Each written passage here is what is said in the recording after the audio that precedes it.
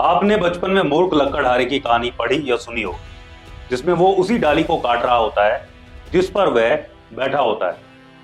अगर आज हम उस लकड़हारे की तुलना अमेरिकी राष्ट्रपति डोनाल्ड ट्रंप से करें तो इसमें कोई अतिशयोक्ति नहीं होगी। इसी साल 20 जनवरी को ट्रंप ने 47वें राष्ट्रपति के तौर पर पदभार संभाला। तब के बाद से अमेरिका के प्रभाव में लगातार गिरावट आती जा रही है। दोस्त और दुश्मनों को एक ही तराजू में तोलने की कीमत अंत में अमेरिका को ही चुकानी होगी और उसकी शुरुआत हो चुकी है। पिछले 20-25 साल से अमेरिका लगातार भारत को अपने खेमे में खड़ा करने का प्रयास कर रहा था ताकि एशिया में चीन के प्रभाव को कम किया जा सके। लेकिन भारत के खिलाफ 50% टैरिफ लगाकर ट्रंप ने अपनी 25 साल की मेहनत को खराब कर दिया है, या यूं कहे तो राख कर दिया है। भारत अमेरिकी टैरिफ का तोड़ निकाल चुका है। भारत ने अमेरिका के सामने घुटने टेकने से साफ इंकार कर दिया है, जैसा डोनाल्ड ट्रंप उम्मीद लगाए बैठे थे। लेकिन भारत पर टैरिफ लगाकर अमेरिका में आलोचना झेल रहे ट्रंप ने एक बार फिर अपनी खिसियाहट का प्रदर्शन किया और इसका ताजा उदाहरण है H-1B वीजा की फीस में 100 गुना से ज्यादा की बढ़ोतरी। जो फीस पहले 88,000 हुआ करती थी उसे बढ़ाकर 88 लाख रुपए कर दिया गया है। फिलहाल अमेरिका में 7 लाख भारतीय H-1B वीजा पर हैं। उन पर इस आदेश का कोई फर्क नहीं पड़ने वाला है। यह आदेश सिर्फ नए H-1B वीजा का आवेदन करने वालों के लिए है।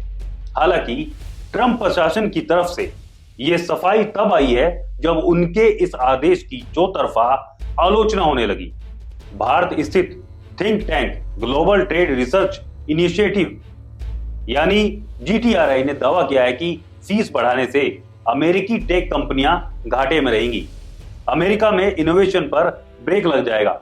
अब सवाल खड़ा होता है कि ये H-1B वीजा क्या है और भारतीयों को इससे क्या लाभ मिलता है। दरअसल अमेरिका H-1B वीजा उन विदेशी लोगों को देता है या नागरिकों को देता है जो विशेष पेशेवर योग्यता रखते हैं, जैसे टेक एक्सपर्ट, इंजीनियर, डॉक्टर, वैज्ञानिक और फाइनेंशियल एडवाइजर। H-1B वीजा की अवधि 3 साल होती है, जिसे एक बार बढ़ाने का प्रावधान रखा गया है, यानी कुल 6 साल के लिए यह वीजा मान्य रहता है। H-1B वीजा की शुरुआत 1990 में अमेरिकी संसद से बने एक कानून से हुई थी। इसका मकसद था दुनिया भर के टैलेंट को अमेरिका में लाना और इनोवेशन के क्षेत्र में अमेरिका को सबसे आगे रखना। लेकिन ट्रंप ने राष्ट्रीय सुरक्षा का हवाला देकर उस नीति में बदलाव कर अमेरिका के पैर पर कुल्हाड़ी मार दी है, क्योंकि ट्रंप की इस गलत नीति का सबसे बड़ा फायदा चीन और यूरोपीय देश उठाने वाले हैं, जिसकी शुरुआत चीन और ब्रिटेन ने कर भी दी है। चीन की शी जिनपिंग सरकार ने नई के वीजा कैटेगरी की शुरुआत की है। इस कैटेगरी को लॉन्च करने का मकसद है दुनिया भर के टैलेंट को चीन में काम करने के लिए आकर्षित करना। इस वीजा की लॉन्चिंग 1 अक्टूबर से चीन करेगा। इससे भारतीय IT मेडिकल प्रोफेशनल्स के लिए चीन में काम करना आसान हो जाएगा, क्योंकि चीन IT सेक्टर जैसे आर्टिफिशियल इंटेलिजेंस में बहुत आगे है। ये कई मायनों में अमेरिका को टक्कर देता है।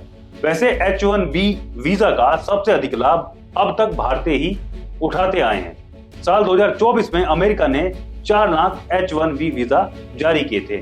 इनमें से 3 लाख भारतीय थे, जबकि सिर्फ 45,000 चीनी नागरिक थे। और ट्रंप H-1B वीजा की फीस बढ़ाकर भारत को नुकसान पहुंचाना चाहते थे या दबाव में लाना चाहते थे। इस तरह उन्होंने अपने ही पैर पर कुल्हाड़ी मार दी है। ट्रंप की इस गलती का लाभ उठाने में ब्रिटेन भी पीछे नहीं है।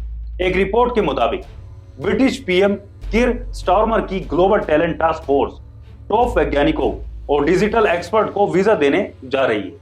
बताया जा रहा है कि इस विशेष वीजा कैटेगरी के लिए ब्रिटेन कोई फीस भी नहीं लेगा। वहीं कई भारतीय कंपनियों जैसे इन्फोसिस, TCS, विप्रो, HCL और कॉग्निजेंट भी अमेरिका में काम करने के लिए H-1B वीजा पर काफी हद तक निर्भर हैं। निश्चित रूप से ट्रंप का यह फैसला भारत के IT क्षेत्र और भारतीय प्रतिभाओं के लिए एक आपदा की तरह है, लेकिन यह कई मायनों में एक अवसर भी लेकर आया है। ऐसी संभावना है कि भारी वीजा फीस के चलते कई अमेरिकी कंपनियां अपनी नौकरियां विदेश यानी भारत जैसे देशों में शिफ्ट करने को मजबूर हो जाएंगी। इससे ट्रंप की यह नीति भारत और अन्य देशों के लिए लॉन्ग टर्म में फायदेमंद साबित हो सकती है। वहीं यूरोशिया समूह के अध्यक्ष इयान ब्रेमर का कहना है कि ट्रंप के राज में कूटनीति पर अक्सर निजी हित हावी हो जाते हैं। जिस राष्ट्राध्यक्ष यानी ट्रंप के आगे बड़े बड़ों की बोलती बंद हो जाती है, उसे सार्वजनिक तौर पर ना कहने के लिए काफी हिम्मत और हौसला चाहिए। यह हौसला पीएम मोदी ने दिखाया है, जिससे उनका व्यक्तित्व और कद कई गुना बढ़ गया है। ऑपरेशन सिंदूर के दौरान भारत पाक के बीच बड़े तनाव पर ट्रंप के मध्यस्थता के दावों को सार्वजनिक तौर पर खारिज करके मोदी ने साहसिक रुख अपनाया है, जबकि ट्रंप के सामने तमाम वैश्विक नेता चुप्पी साध लेते हैं। तो ये थी आज की अनफिल्टर्ड ओपिनियन, जहां बात रखी जाती है बिना किसी लाग लपेट के। मैं रवि प्रताप सिंह लेता हूं आपसे विदा। मिलते हैं एक नई वीडियो में एक नए मुद्दे के साथ। तब तक के लिए जय हिंद, वंदे मातरम।